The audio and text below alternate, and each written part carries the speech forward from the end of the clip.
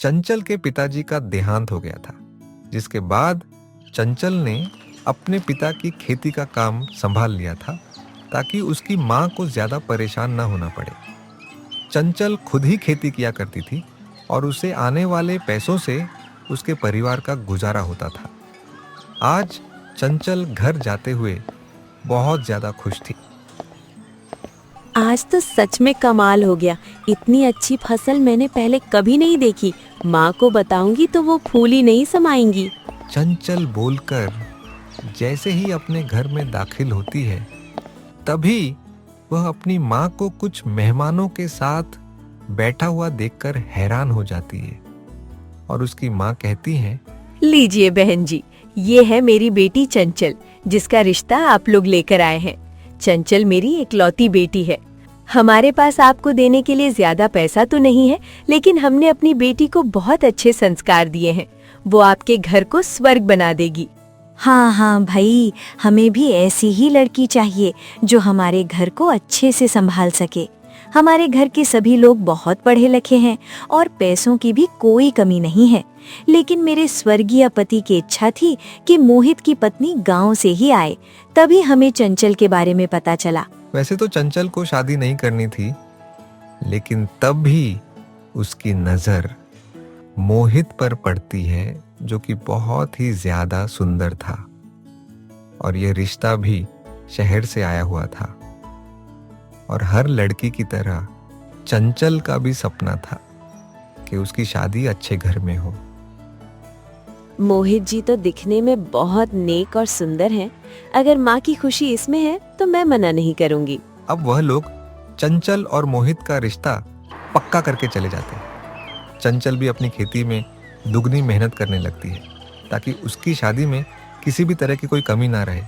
कुछ ही महीना के बाद चंचल और मोहित की शादी हो जाती है और चंचल अपनी पहली रसोई की रस्म करने के लिए जैसे ही रसोई में जाती है, वहां पर अपनी सास को देखकर वह पूछती है, माँ जी, मैंने सोचा था कि आज आप लोगों के लिए 2-3 तरह की सब्जियां बना दूंगी, लेकिन यहाँ तो सारी सब्जियां बेकार हैं।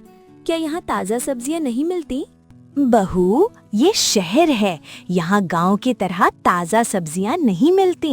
या तो हम मॉल से सब्जियां लाते हैं और हफ्ता 10 दिन की एक साथ फ्रिज में रख देते हैं, या कभी कभार कोई सब्जी वाला मोहल्ले में आ जाता है। माँ जी, वो सब्जी वाला भी न जाने कितने दिन पुरानी सब्जियां रखता होगा। इस तरह तो घर वालों की तबीयत खराब हो जाएगी। खैर, अभी तो मैं खाना बना देती हूँ, लेकिन हम इसके बारे में कुछ अच्छा सोचेंगे। चंचल बोलती है और उसके बाद उसकी सास वहां से चली जाती है और चंचल खाना बनाने लगती है।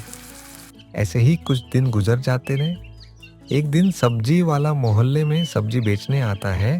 चंचल सब्जी वाले के पास जाती है और बोलती है, भैया, टमाटर कितने रुपए किलो हैं?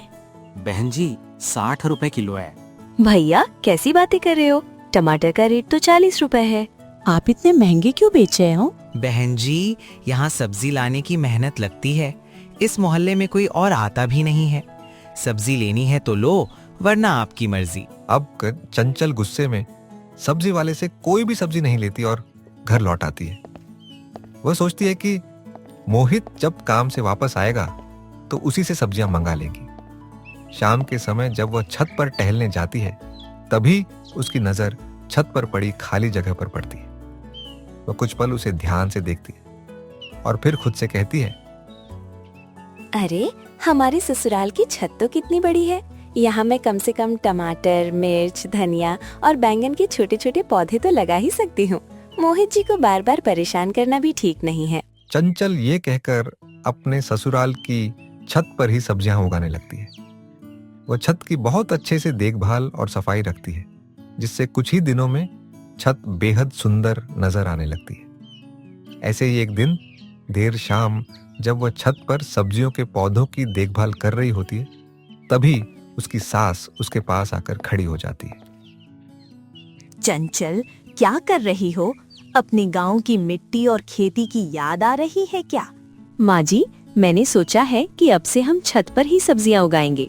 पैसा वहीं खर्च करना चाहिए जहाँ सच में जरूरत हो। ठीक है, माना कि हम गवार बहू लाए हैं, लेकिन ये सब छत तक ही सीमित रहना चाहिए।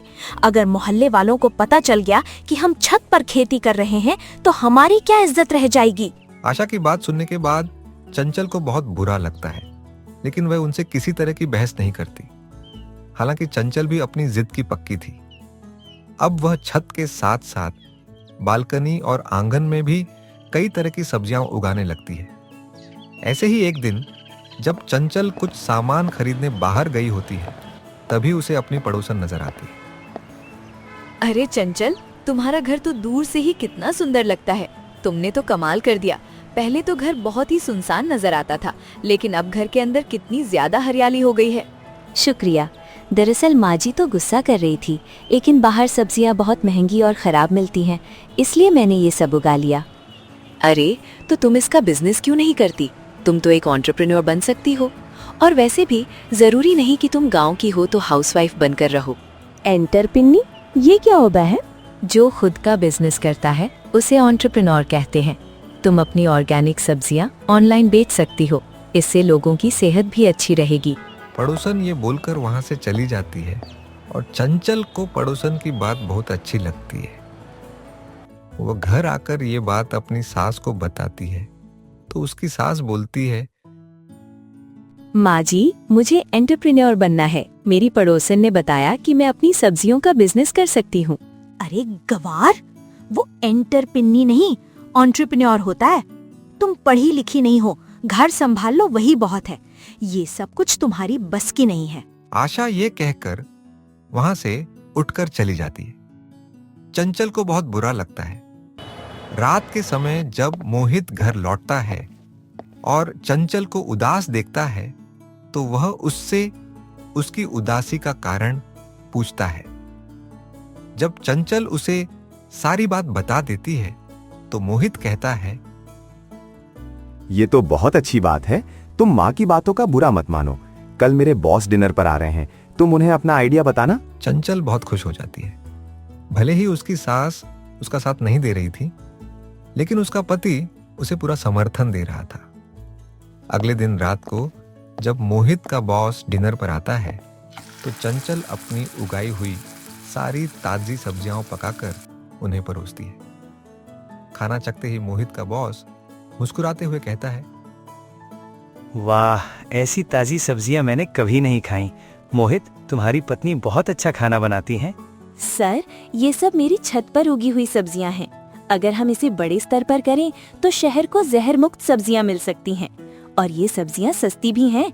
मैंने इनमें कोई भी खतरनाक रसायन इस्तेमाल नहीं किया है।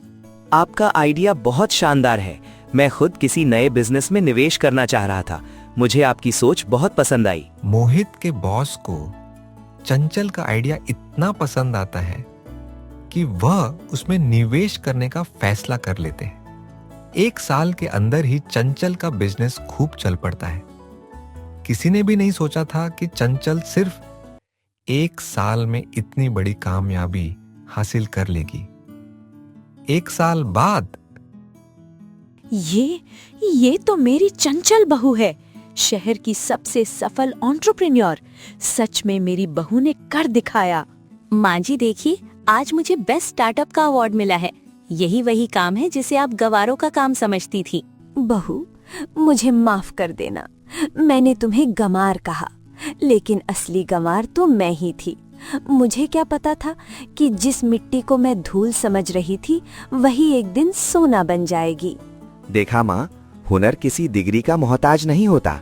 चंचल ने न सिर्फ हमारा घर स्वर्ग बना दिया, बल्कि एक सफल एंटरप्रेन्योर बनकर समाज को नई दिशा भी दी। माँ जी, मैं अब भी वही चंचल हूँ। आपने मुझे शहर के तौर तरीके सिखाए और मैंने शहर को गांव का शुद्ध स्वाद दे दिया। अब चंचल की सास को भी उस पर बहुत गर्व महसूस होता है। वह बेहद खुश होती है। आखिर चंचल ने उन्हें साबित करके दिखा दिया कि जिसे वे किसी काम का नहीं समझती थीं, वही एक सफल और आगे बढ़ता हुआ व्यवसाय चला सकती है और एक कामयाब एंटरप्रेन्योर बन सकती है।